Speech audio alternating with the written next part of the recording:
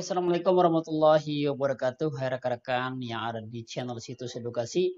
Kali ini tentu jumpa lagi bersama kami yang dalam keadaan berbahagia dan semoga Anda akan lulus CPNS pada tahun ini yang akan menghadapi seleksi kompetensi bidang ya, khususnya di Kementerian RI atau Kemenkumham ya rekan-rekan.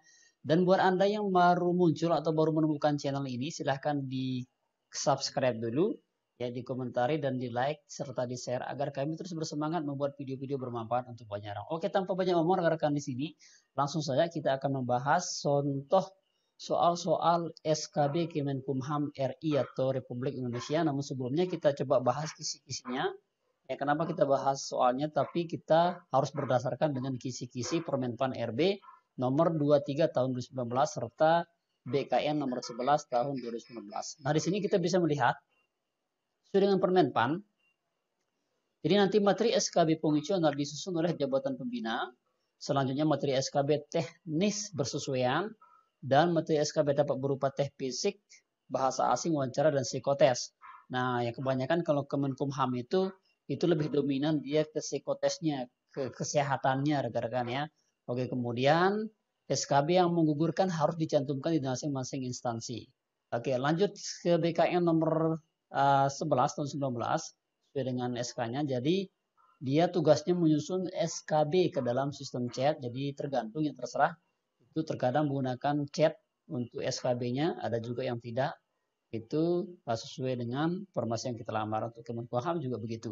Oke, kemudian memperhatikan kesesuaian kompetensi jabatan, mudah dipahami serta materinya umum dan khusus. Nah, nanti materinya umum ya, tapi perlu diketahui buat rekan-rekan yang melamar di Kemenkumham bahwa itu berkaitan dengan undang-undang tentang hukum ya.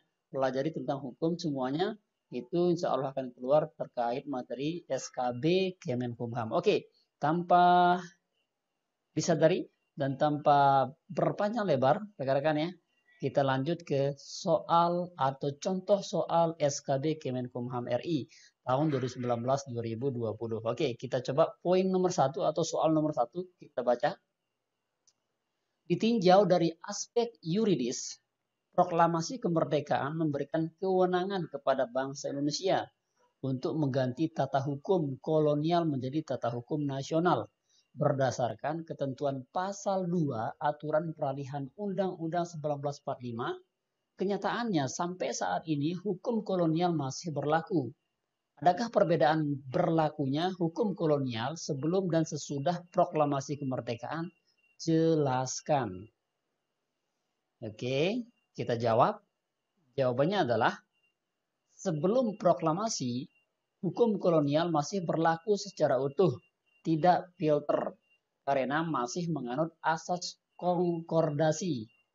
Hukum yang berlaku di negara penjajah diberlakukan di negara jajahan. Ya, contoh seperti di negara Malaysia dijajah oleh Inggris, jadi masih dia menggunakan bahasa Inggris, bahkan campur bahasa Inggris sama bahasa Melayunya. Nah, kemudian sedangkan setelah proklamasi Indonesia, hukum hanya sebagai pengisi kekosongan hukum sebelum Indonesia mencapai tata hukum nasional. Konsep hukum kolonial di sini difilter berdasarkan pasal 2 aturan peralihan Undang-Undang 1945 dan Peraturan Presiden nomor 2 tahun 1945. Nah, ini jawabannya rekan-rekan ya. Jadi pertanyaan seperti ini dan rekan-rekan usahakan jawabnya seperti ini. Dan silahkan dihafalkan ya terkait masa kolonial serta masa tata hukum nasional, tata hukum kolonial. Oke, lanjut ke soal nomor 2. Apakah ada perbedaan kedudukan jurisprudensi dalam sistem peradilan di Indonesia dengan sistem peradilan di negara Anglo-Saxon? Jelaskan. Jawabannya, Indonesia memang menganut civil law system, di mana sumber hukum utamanya berdasarkan pada hukum tertulis dan terkodifikasi. Kedudukan jurisprudensi hanyalah sebagai pelengkap. Jurisprudensi tidak wajib diikuti oleh hakim pengadilan negeri atau tinggi di Indonesia, melainkan hanya disarankan untuk diikuti, tidak menganut asas presiden. Oke, rekan-rekan. Nah, itu jawabannya sangat panjang dan ini soalnya adalah IC, bukan Ini soalisnya bukan abjad atau multi choice ya. Oke, sudah dipahami? Bisa di pause videonya. Yaps. Lanjut ke soal nomor 3. Sorry, masih. Nah, sedangkan negara Anglo-Saxon menganut common law system, di mana pedoman pada asas presiden, yaitu dalam memutuskan suatu perkara seorang hakim harus mengikuti putusan hakim sebelum dalam perkara sejenis. Kedudukan yurisprudensi di sini sebagai sumber hukum yang wajib diikuti. Jadi jawabannya panjang rekan-rekan, yang mohon maaf. Saya kira jawabannya masih kurang, ternyata masih ada lagi. Oke, lanjut ke soal nomor 3. Kita lihat. Dalam pasal 7 Undang-Undang Nomor 12 Tahun 2011, TAP MPR dimasukkan kembali ke dalam hierarki peraturan perundang-undang Indonesia. Mengapa demikian? Jelaskan disertai dasar hukumnya. Jawabannya adalah karena di dalam praktik pemerintah, TAP MPR masih sering digunakan.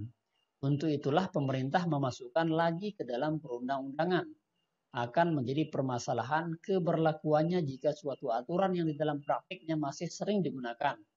Tapi tidak ada dasar hukum. Namun di sini MPR tidak lagi berwenang mengeluarkan TAP MPR yang baru.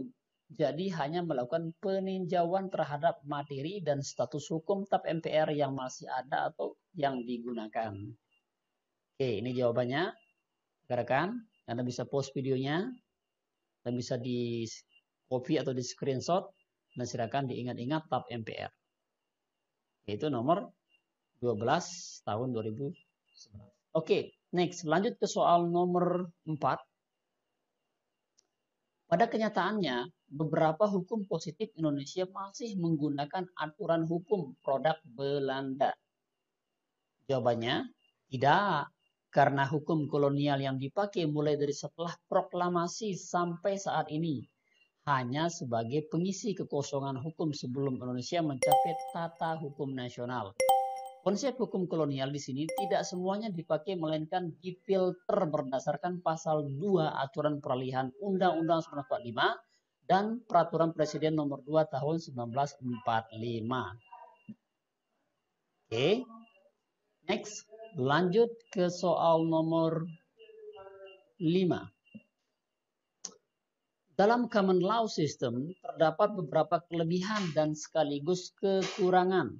Sebutkan dan jelaskan masing-masing kelebihan dan kekurangan tersebut. Ini common law system.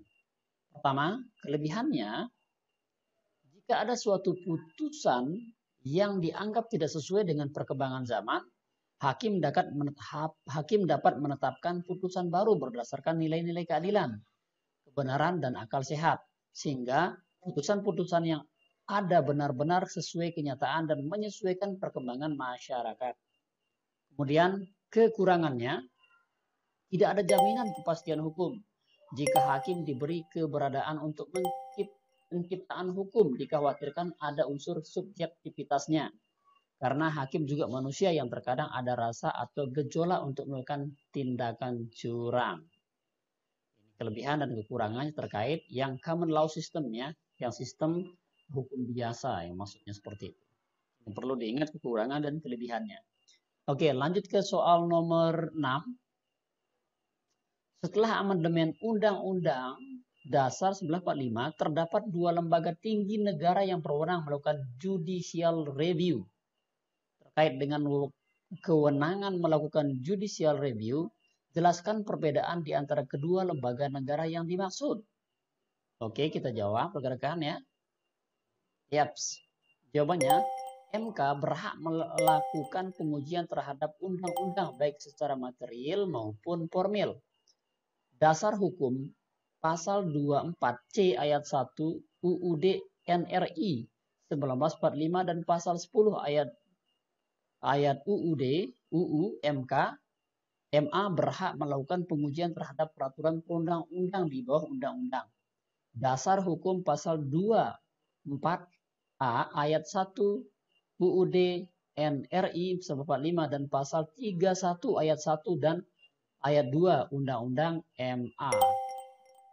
Oke, ini perlu diingat rekan-rekan ya, karena Anda akan sebagai penjaga tahanan di Kemenkumham, maka Anda harus tahu hukum-hukum peradilan, hukum-hukum yang berkaitan tentang MA, MK, dan hal-hal yang berkaitan tentang hukum-hukum yang ada di negara Republik Indonesia ini. Oke, kalau sudah paham, silahkan di pause videonya. Kita coba langsung ke soal nomor 7. Jika terdapat suatu undang-undang yang isinya bertentangan dengan Undang-Undang NKRI 1945, maka bisakah undang-undang tersebut berlaku? Jelaskan dengan menyebutkan asas peraturan perundang-undang yang berlaku. Kita jawab, jika terdapat undang-undang yang isinya bertentangan dengan undang-undang, maka undang-undang tersebut akan kehilangan keberlakuannya. Hal ini sesuai dengan asas lex superiori derogat legi inferiori, yang berarti peraturan perundang-undang yang lebih tinggi menyampingkan peraturan perundang-undang yang lebih rendah. Oke, ini jawabannya terkait bertentangan dengan undang-undang ya, apakah bisa berlaku atau tidak. Oke, thank you. Next, lanjut ke soal nomor 8. Jika ada seorang anggota militer beragama Islam hendak menceraikan istrinya yang juga beragama Islam, maka perceraian tersebut menjadi kompetensi absolut pengadilan apa? Jelaskan dengan disertai dasar hukumnya. Oke, kita jawab rekan-rekan. Jawabannya, perceraian antara sesama orang yang beragama Islam menjadi kompetensi absolut dari pengadilan agama. Namun, tidak bisa terjadi begitu saja karena suami itu merupakan anggota militer. Maka sebelum melewati proses peradilan harus mendapatkan izin dari atasannya. Dasar hukum penjelasan pasal 49 ayat 1, poin 8 dan 9 Undang-Undang Nomor 3 tahun 2016. Ini dasar hukumnya ya, yaitu 49 ayat 1, poin 8 dan poin 9 serta Undang-Undang Nomor 3 tahun 2016. Oke, rekan-rekan yang di Kemenkumham, silahkan diingat undang-undang ini, ya. Bisa jadi ini akan menjadi soal yang sering keluar pada tes CPNS Kemenkumham. Oke, lanjut ke soal nomor 9. Dalam civil law system terdapat beberapa kelebihan dan sekaligus kekurangan. Sebutkan dan jelaskan masing-masing kelebihan dan kekurangan tersebut. Oke, kita lihat jawabannya, kelebihannya. Sistem hukum tertulis dan terkodifikasi, sehingga ketentuan yang berlaku dengan mudah dapat diketahui dan digunakan untuk menyelesaikan setiap terjadi peristiwa hukum atau kepastian hukum lebih ditonjolkan. Penyelesaian sebuah perkara akan selalu berpegang teguh pada undang-undang, sehingga putusan-putusan diharapkan bersifat objektif. Kemudian kekurangannya, sistemnya terlalu kaku, tidak bisa mengikuti perkembangan zaman karena hakim harus tunduk terhadap perundang-undangan yang sudah berlaku atau hukum positif. Padahal untuk mencapai keadilan masyarakat, hukum harus dinamis. Hakim hanya berfungsi menetapkan dan menafsirkan peraturan dalam batas wewenangnya. Putusan seorang hakim dalam suatu perkara hanya mengikat para pihak yang berperkara saja. Sehingga dalam penyelesaian perkara yang sama di lain waktu, seorang hakim harus menetapkan dan menafsirkan perundang-undang kembali. Ya, ini termasuk jawaban yang nomor 9. Kekurangan dan kelebihan daripada civil law system. Ya, civil law system. Oke, next, lanjut ke soal terakhir, yaitu soal nomor 10.